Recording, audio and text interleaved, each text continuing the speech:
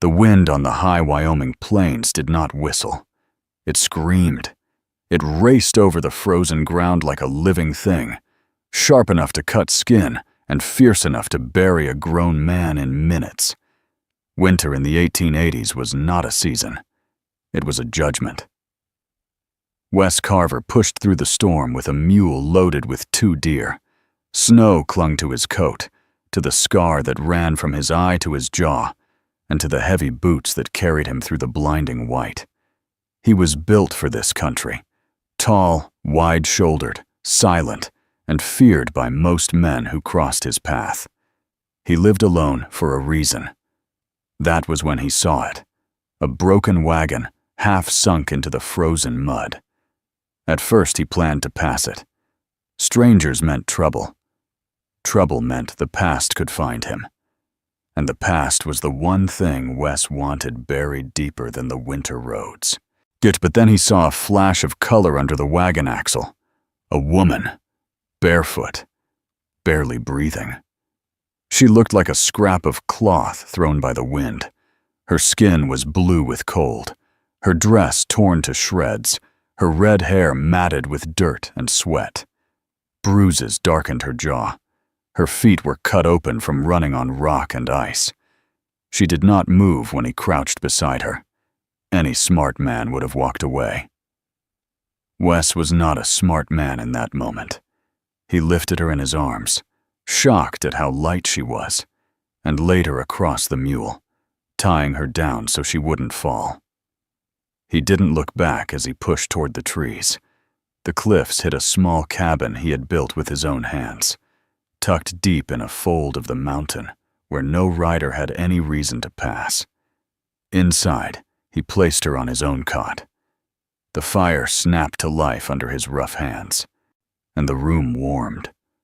He boiled water, cleaned her wounds, and cut away her frozen dress with the same knife he used on deer hides. Slowly, carefully, never touching more skin than he had to. Bruises covered her ribs, old ones, new ones, and at her shoulder, a small brand shaped like a miner's pick. He had seen brands on cattle, never on a woman. He wrapped her in one of his wool shirts and covered her with a heavy bearskin. Then he sat in the corner chair, sharpening his knife, watching her breathe. It was the only sound besides the wind. Hours later, she woke with a gasp. Her eyes flew open, wild with terror. She sat up so fast the bearskin fell away. "Where am I?" she whispered, her voice dry as dust. "My cabin," Wes said. "You're safe from the storm." She didn't believe him. Fear pulsed through her body, while she pulled the wool shirt tight around her chest. "Don't touch me," she said. "I won't," Wes replied. He set a cup of hot broth on the floor halfway between them, nudged it toward her with his boot, then sat back down. He didn't watch her drink. He didn't move closer. He simply waited. And that confused her more than anything. For days, the cabin stayed quiet. She ate what he gave her. He changed her bandages once.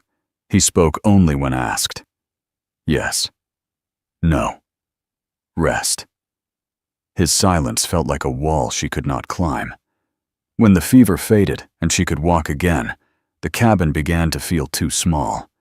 She watched him mend traps, clean his rifle, and carve thin wooden shapes with surprising skill. There was gentleness hidden in those big, scarred hands, which made him even harder to understand. She needed answers. One night, while he worked on a snowshoe, she asked, "Why did you bring me here?" He didn't look up. "You would have died." "Men don't help for nothing," she snapped. "Are you waiting for payment? Is that it?" He finally met her eyes. The firelight caught the silver scar on his cheek. "I don't want anything from you," he said. She stood, pacing the room, anger rising, because she did not know what to do with a man who didn't grab her, threaten her, or demand anything. "What are you hiding from? Why live out here like a badger in a hole?" she pressed. He stood, and the cabin shrank under his size. "You should rest," he said. "I'm tired of resting. I want the truth." His jaw tightened. Then he grabbed his coat. "Where are you going?" she asked. "To check the goats." "It's the middle of the night." He paused at the door. "And I know my strength," he said quietly, "and I won't lose control around someone who's been hurt enough." Her breath caught.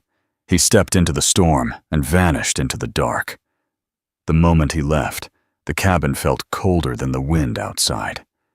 That night changed everything. She couldn't sleep. She walked the cabin restlessly until she found a small leather journal under the pelts. She knew she shouldn't open it, but she did.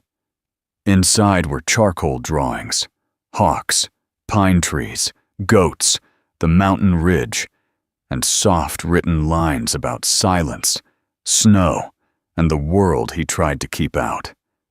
This was a man who felt deeply, a man trying not to break again. When the door opened and he saw her holding the book, she froze. She expected rage. Instead, something like sorrow crossed his face. He said nothing, but he simply took the journal from her trembling hands, placed it back in its crate, and returned to the fire. A new silence grew between them. Not distant, not angry. Fragile. Human.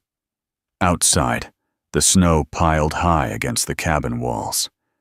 Inside, two broken lives sat across the same fire, warming slowly, painfully, toward something neither of them knew how to name. The blizzard did not let up.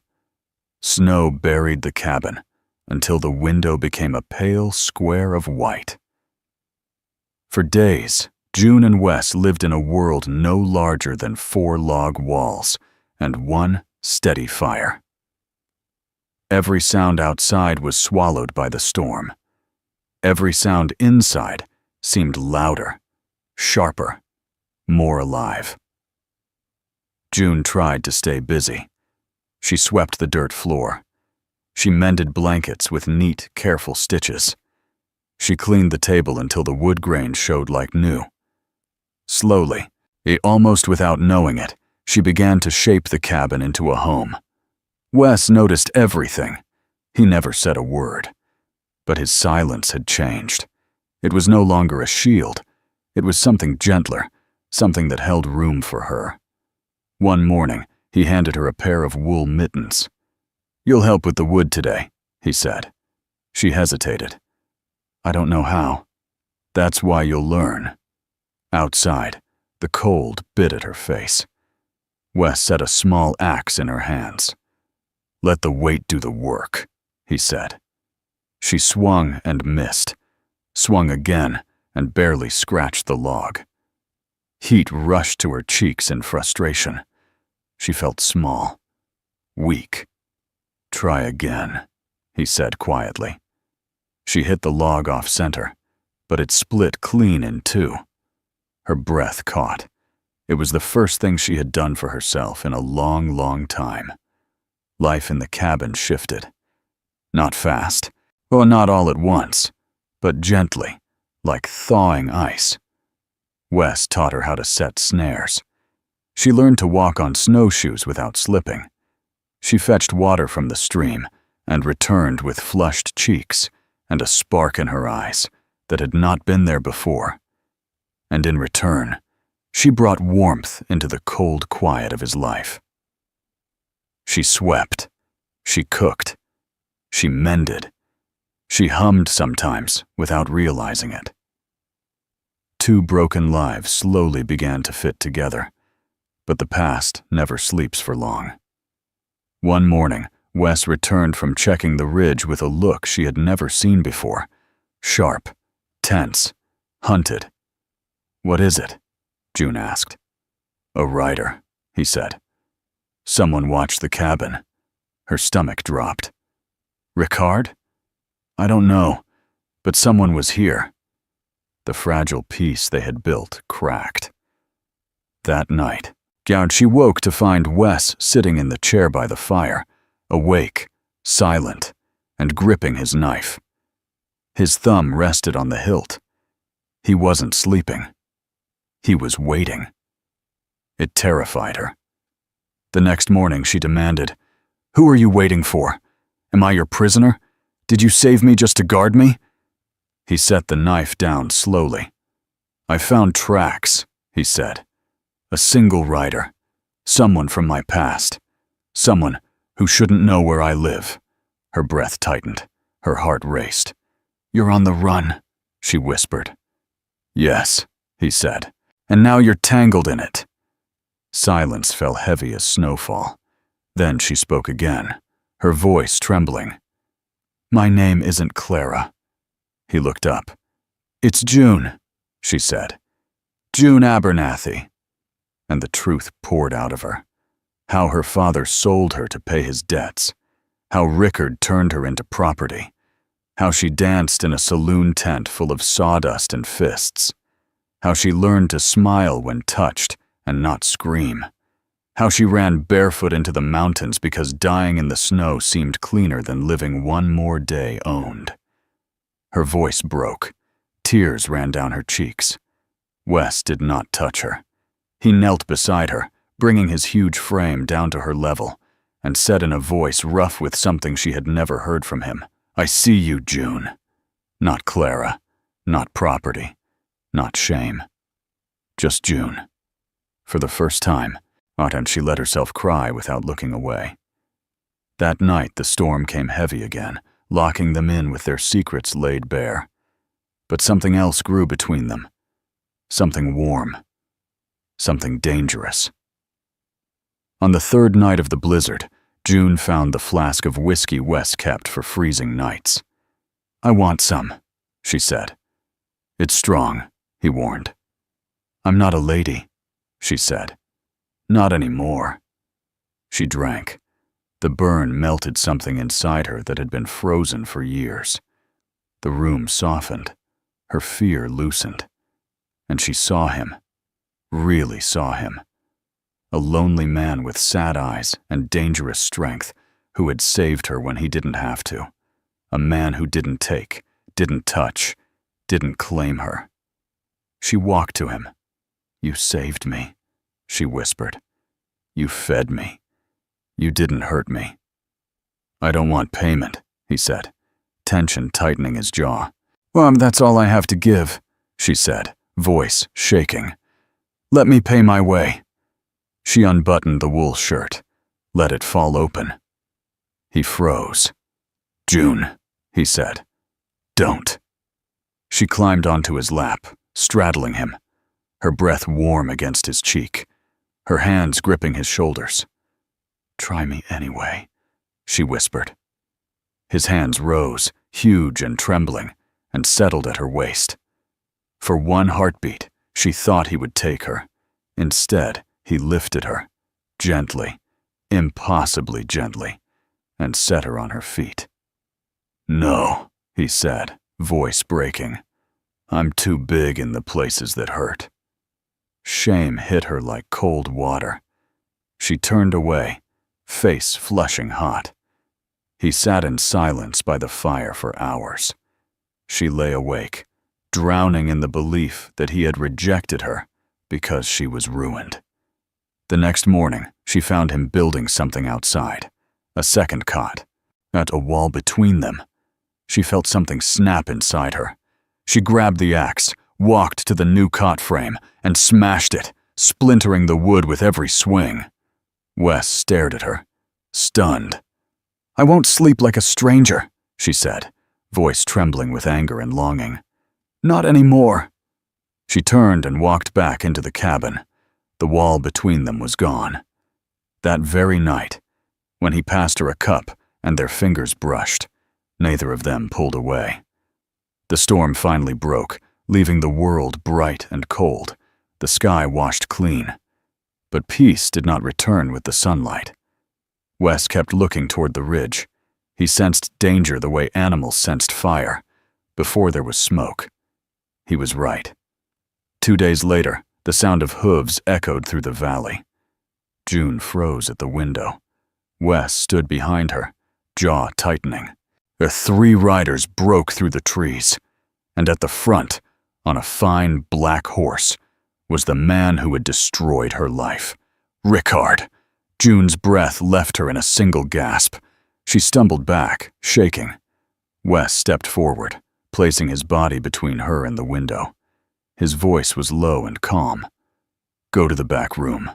Bar the door." "Wes, do it," he said. Not asking. Promising. She obeyed. He stepped outside. The riders stopped 20 yards from the porch. Snow hissed under their horses' hooves. Rickard's smile was thin and cruel. "I'm here for what's mine," he said. "Send Clara out." "There's no Clara here," Wes replied. "Only June, and she doesn't belong to you." Rickard laughed. "Everything belongs to me, even her fear." One of the bounty hunters swung down from his horse, cracking his whip. "Fetch her," Rickard ordered. The man stepped forward. He only made it 3 steps. Wes struck him once, one heavy, savage punch that dropped him cold into the snow. The second bounty hunter reached for his gun. June screamed from inside the cabin. Rickard swung his revolver toward her voice. That was his mistake. June burst out the back door, not with fear, but with fury. She carried the iron shovel filled with glowing fire from the hearth. With a cry that came from every wound life had given her, she flung burning embers into Rickard's face and onto his horse. The animal reared in agony. Throwing him into the snow, the revolver skidded away. The remaining bounty hunter saw the chaos, spurred his horse, and fled. But Wes wasn't looking at him. He moved toward Rickard with slow, terrifying purpose. Snow crunched under his boots, and his large fists closed like stone. Rickard scrambled backward, screaming as Wes grabbed the front of his coat and hauled him upright. Wes slammed him against the cabin wall.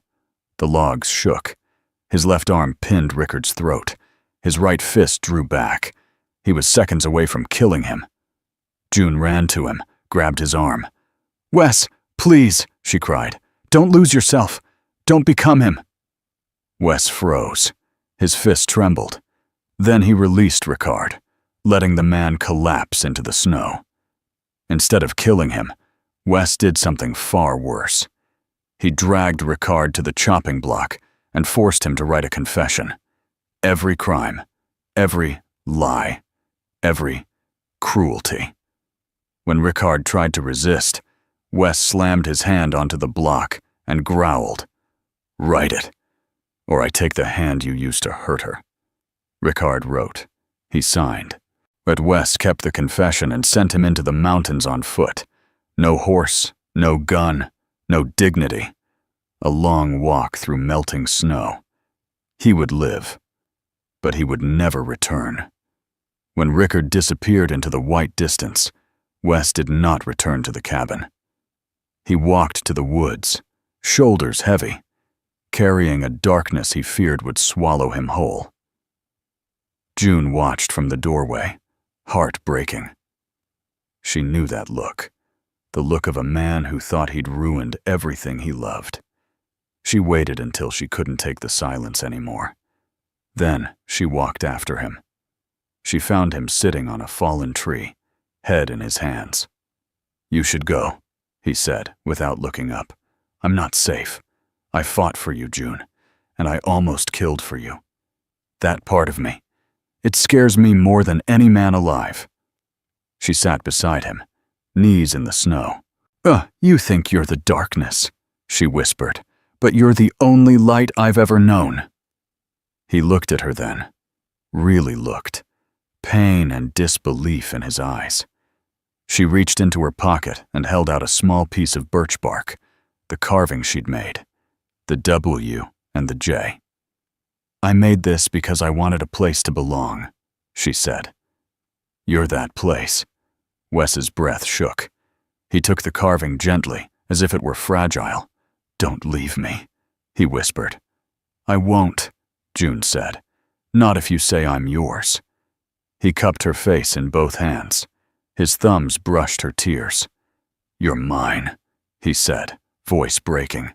"Not as a thing, not as property, as the woman I will stand beside until the mountains crumble." She fell into his arms. He held her as if the whole world depended on it. And maybe it did. The aftermath. Spring returned. Snow melted. They rebuilt the goat shed, planted corn, mended tools. June's strength grew.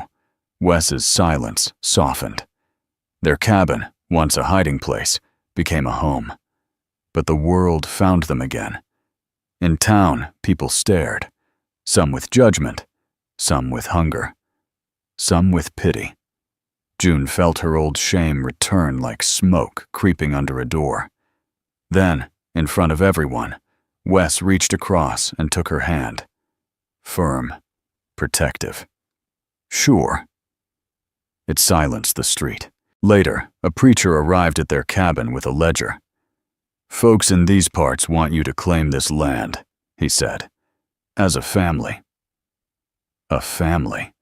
The word lodged like a seed in both their hearts. The preacher opened the book.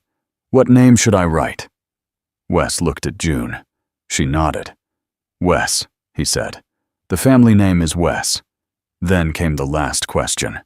"For a shared claim," the preacher said gently, "the law assumes a bond.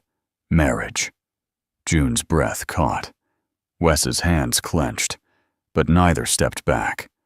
They married beside the stream. The preacher spoke softly. Wes held her hand instead of a ring. "You are one," the preacher said. "What the world broke, let this bond mend."